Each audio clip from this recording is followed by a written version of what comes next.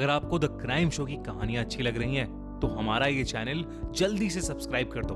ऐसे बहुत सारे रेगुलर व्यूअर्स हैं जो हमारी कहानियां देखते तो हैं, लेकिन आपने चैनल को सब्सक्राइब नहीं किया है। अगर आप भी उन 85% लोगों में से एक हैं, तो जल्दी से सब्सक्राइब बटन दबाओ। और हाँ, लेटेस्ट थ्रिलिंग क्राइम स्टोरीज की नोटिफिकेशंस के लिए बेल आइकन दबाना मत भूलना। Republic day attack. जैसे ही रिपब्लिक डे पास आता है, तो पूरे दिल्ली एनसीआर में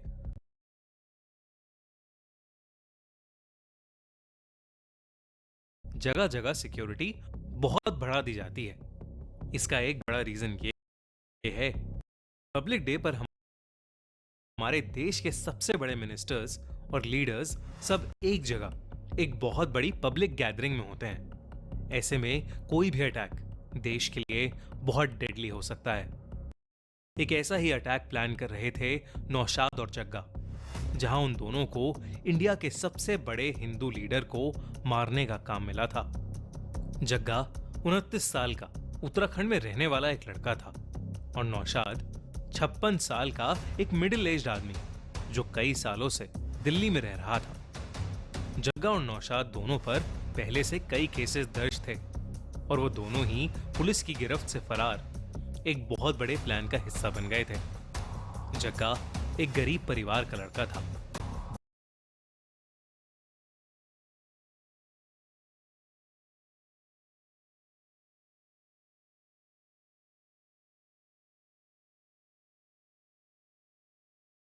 बड़े होते होते उसकी मुलाकात कुछ गुंडे मवालियों से हो गई और देखते ही देखते उसका झुकाव खालिस्तानी आइडियोलॉजी की तरफ बढ़ने लगा और वो एक कनाडा बेस्ड खालिस्तानी ग्रुप से भी जुड़ गया। उस पर पहले से ही एक मर्डर केस चल रहा था और इसी के चलते वो 2021 में उत्तराखंड की जेल में बंद था, मगर उसकी बहन की शादी के लिए उसे पैरोल पर छोड़ा गया। जग्गा कुछ दिन के लिए अपने घर तो आ गया था, मगर वो अभी भी अंडर सुपरविजन था। तब उसने नौशाद को कांटेक्ट किया और दोनों ने मिलकर जग्गा को भगाने का प्लान बनाया। शादी से एक दिन पहले जग्गा के घर में फंक्शन हो रहा था।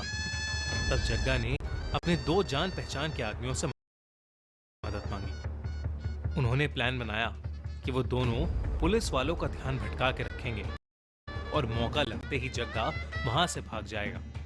ठीक वैसा ही हुआ और मौका देखकर जग्गा अपने घर से भाग गया। कुछ दूर जाते ही जग्गा को एक गाड़ी दिखी जो कि नौशाद ने उसके लिए ही भिजवाई थी। उस गाड़ी में बैठकर जग्गा उत्तराखंड से भागकर कश्मीर पहुंच गया। नौशाद भी उस वक्त कश्मीर में ही था।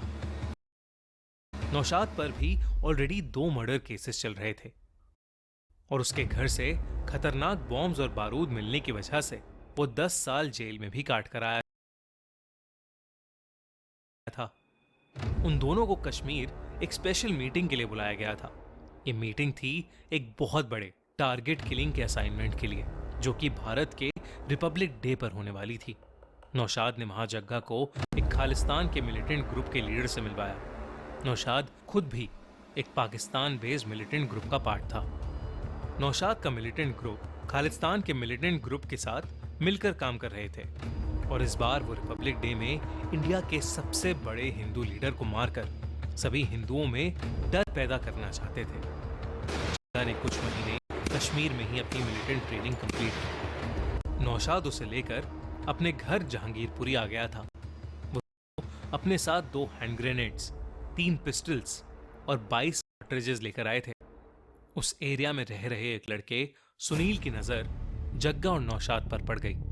सुनील कुछ वक्त पहले ही दिल्ली पुलिस के स्पेशल सेल का खबरी बना था। जब से नौशाद जेल से छूटा था, तब से सुनील उस पर अपनी कड़ी नजर रखता था।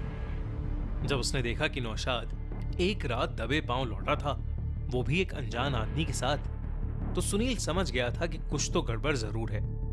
सुनील ने दिल्ली पुलिस के स्पेशल सेल को तुरंत ही अपडेट भेज दी और उसे नौशाद और जग्गा की सभी एक्टिविटीज पर नजर रखने को बोला गया। एक दिन जब नौशाद और जग्गा झुग्गी से कुछ ही दूर चाय पीने गए, तब जग्गा ने नोटिस किया कि वो जहां भी जाते सुनील उनके आसपास पहुंच जाता। जग्गा ने यह बात नौशाद को बताई और दोनों कुछ खुसर पुसर करके घर को लौटने लगे। जग्गा ने अपनी जेब से कुछ कागज निकालकर नौशाद को पकड़ा दिया और वो मुड़कर घर से कहीं दूर चला गया। नौशाद अपनी झुग्गी के अंदर गया और 2 मिनट बाद ही बाहर आ गया। उसने झुग्गी बंद की और वो भी उसी तरफ चला गया जहां जग्गा गया था। ये सब सुनील कुछ दूर से देख रहा था। उसे लगा कि उसके लिए अच्छा मौका पता लगाने का कि आखिर नौशाद क्या कर रहा था।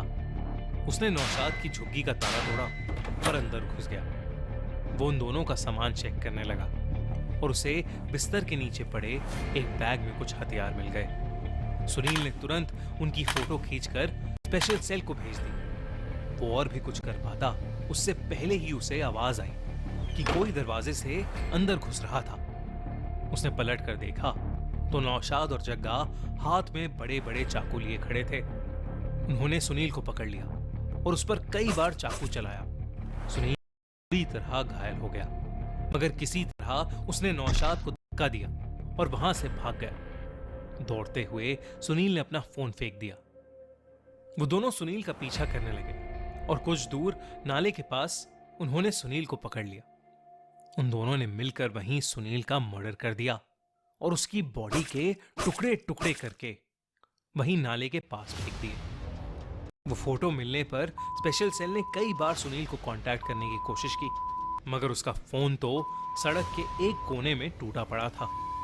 तब स्पेशल सेल के लीड ऑफिसर रवि ने एक टीम असेंबल की और नौशाद और जग्गा को पकड़ने का ऑपरेशन प्लान किया। उसी रात पुलिस ने झुग्गी नंबर 204 को आगे पीछे से घेरना शुरू कर दिया।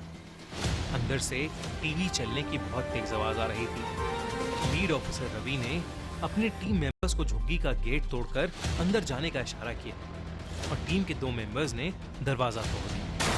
अंदर जाते ही रवि ने देखा कि झुग्गी के अंदर नौशाद और जग्गा थे, जो कि पुलिस के आते ही इधर उधर दौड़ने लगे। मगर पुलिस ने एरिया को हर तरफ से घेरा हुआ था और इसी वजह से दोनों जल्द ही पकड़े गए। इन्वेस्टिगेशन में दोनों ने रिवील किया कि रिपब्लिक डे पर उन्हें एक बड़े हिंदू लीडर की टारगेट किलिंग का असाइनमेंट दिया गया था। उन्होंने साथ ही सुनील के बारे में भी पुलिस को बताया। जग्गा और नौशाद को यूएपीए यानी अनलॉफुल एक्टिविटीज प्रिवेंशन एक्ट के तहत बुक किया गया और उन पर सुनील के मर्डर का चार्ज भी लगाया गया। हमारे जाबाज पुलिस ऑफिसर्स ने रिपब्लिक डे पर एक बहुत बड़ा क्राइम होने से बचा लिया।